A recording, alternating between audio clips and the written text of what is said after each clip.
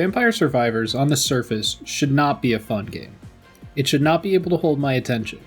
It demands almost nothing from me, just that I have a functional left thumb to move the stick around. At this point in one run, I was having a deep conversation with a friend while still being able to devote to the game all the attention that it needed. It shouldn't be fun, and that's what kept me from picking it up for so long. But it is. It hits a part of my stupid little monkey brain that just compulsively can't not go back for another run, and I'm going to try to explain why. If you've never played this game before, you may be looking at it with the same assumption that I had. It looks too simple, it likely lacks depth, and it won't be worth more than an hour or two before I get tired of it. But here I am, 10 hours in, and I feel that I've barely scratched the surface of what's available. Of 190 Steam achievements, I've only unlocked 53. Only 55 of the 162 total unlockables. Only 12 of the possible 54 characters. Looking at the wiki, there's 2 or 3 mechanics that I haven't even seen once. Just looking at the menus once indicates that there's so much more to this game than meets the eye. It's not exactly a triumph of game design, but it doesn't try to pretend to be anything that it's not, and I always respect that in a game.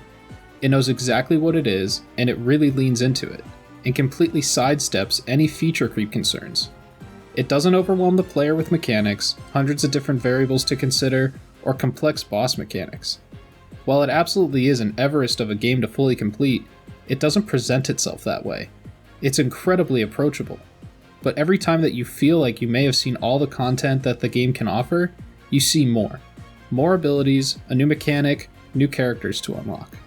For being what it is, it's incredible that Vampire Survivors is able to hold your attention on a meta level. Another of the greatest strengths of the game is the intrinsic time limit that you go into each run with. When the timer hits 30 minutes, you're done whether you were going to die or not. It keeps the game from being a pointless climb to nowhere every run. There's a tangible goal to each. It's simple, but that's just the point. Your goal is to hit the time limit and kill as many little pixel enemies as possible. It helps even more that the closer you get to 30 minutes, the game tries harder and harder to kill you, with enemy density and health ramping up exponentially to try and end you. The last 30 seconds become a stressful countdown, and it feels like those final seconds take up a majority of the time you spend. Staring at the timer, hoping your build can hold out for just a little longer until everything just pops out of existence at the time limit. It's such a satisfying feeling.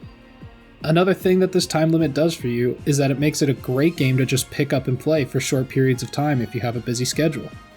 It's rare for a game to do this, with many modern games almost not being worth launching if you don't have an hour or two to spend on it.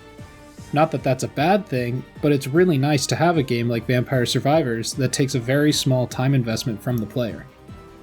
And even mid-game, the developers really hit the nail on the head with all the effects, especially as you get into the endgame with more projectiles than your eyes can keep track of, more damage numbers than your brain can comprehend, more enemies than you can process existing. Hearing all of the enemies pop like balloons, the satisfying sounds of collecting all the experience on the floor, the hundreds of little damage numbers that pop out several times a second is just so satisfying. It takes the concept of bullet hell but puts you in the position of power. You are the boss in this game. I am not in danger, Skylar. I am the danger. The last major strength of this game requires a little bit of background explanation on the concept of flow state. Flow state is the experience of being so absorbed by a task that your attention is completely held by it. You lose your concept of time and go almost subconscious while your brain is so focused on the task. This is a common occurrence in athletes, professional gamers, or really any professional engaged with their passion. I believe strongly that Vampire Survivors is incredibly good at activating flow state in every player just by virtue of being what it is. It's not exactly the same as flow state because, as I said before, it barely requires any focus. But since it does require so little baseline focus, you're able to give it all the attention it needs on a barely conscious level. I somehow make it through an entire run, each time surprised when I see the timer hit 30 minutes.